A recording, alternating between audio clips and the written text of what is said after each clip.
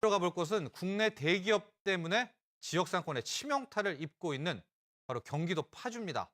이 파주에 있는 대형 아울렛 확장 소식 이미 몇 번이나 전해드린 바가 있는데요. 그렇지 않아도 이 파주 같은 경우에는 기존 아울렛들 때문에 소상공인들이 상당한 피해를 이미 입고 있습니다.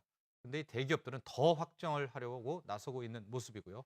자세한 내용 취재 기자와 함께 살펴보도록 하겠습니다. 이석재 기자 전화 연결돼 있습니다. 이석재 기자. 네, 이석재입니다.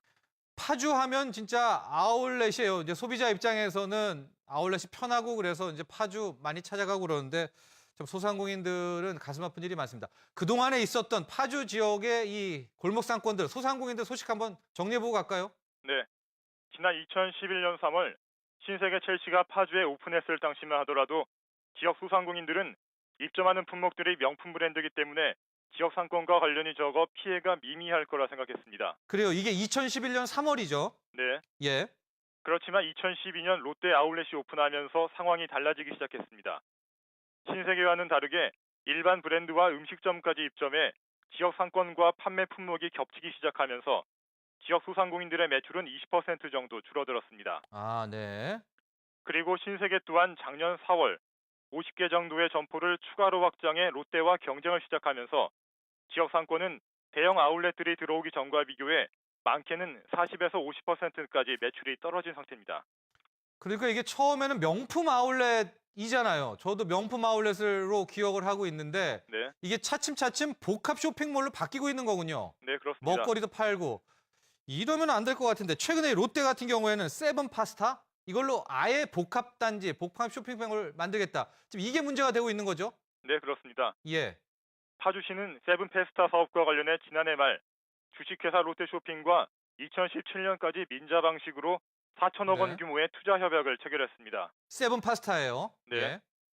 이는 주한미군 공여구역 주변 지역 등 지원 특별법에 따른 발전 종합계획의 일환으로 추진되고 있는 사업입니다. 네.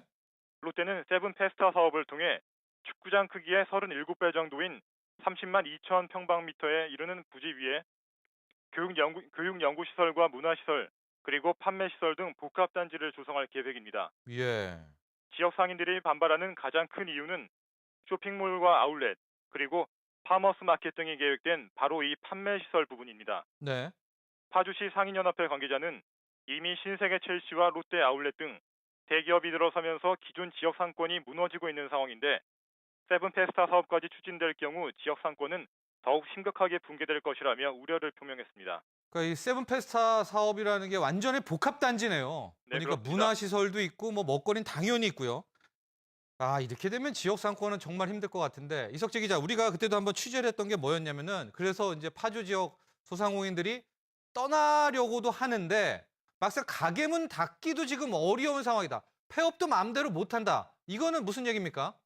네, 대형 아울렛들이 들어오기 전에는 파주 중심가의 경우 매장이 매물로 나오면 즉시 매매가 가능할 정도로 부동산 거래가 활발했습니다. 예, 예. 그렇지만 롯데와 신세계 첼시가 입점하고 나서는 예. 임대를 문의하는 사람들이 많이 줄었는데요. 예. 그런 매장이 늘어나다 보니 예전보다 권리금이 많이 떨어진 상태입니다. 아, 예, 예. 그리고 이러한 네. 권리금도 운이 좋아 매장을 구하는 사람이 있어야 받을 수 있습니다. 네. 그렇기 때문에 매출이 많이 떨어진 상황에서 가게세와 인건비 등 경비를 맞추기가 힘들어지는 경우 권리금을 포기하고 그만두는 매장이 늘어나고 있습니다.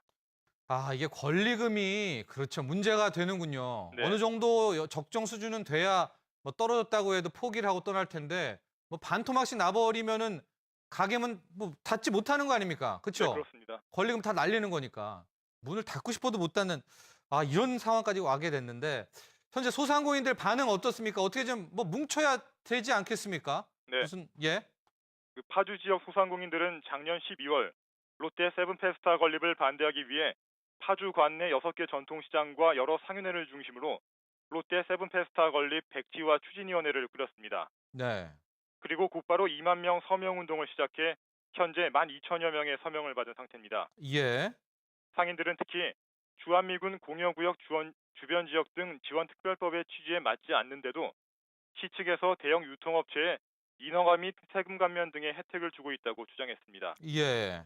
김찬호 파주 상인연합회 회장은 특별법은 반환된 공여지와 주변 지역을 개발해 오랫동안 불이익을 받은 주민에게 이익을 환원하자는 취지로 제정됐는데 정작 주민들은 어떤 혜택도 받지 못하게 됐다며 그동안 미군 시설로 소외된 파주 시민이 혜택을 받을 수 있고 상생할 수 있는 방향으로 재설정되어야 한다고 지적했습니다. 여기 파주시는 뭐라 그럽니까?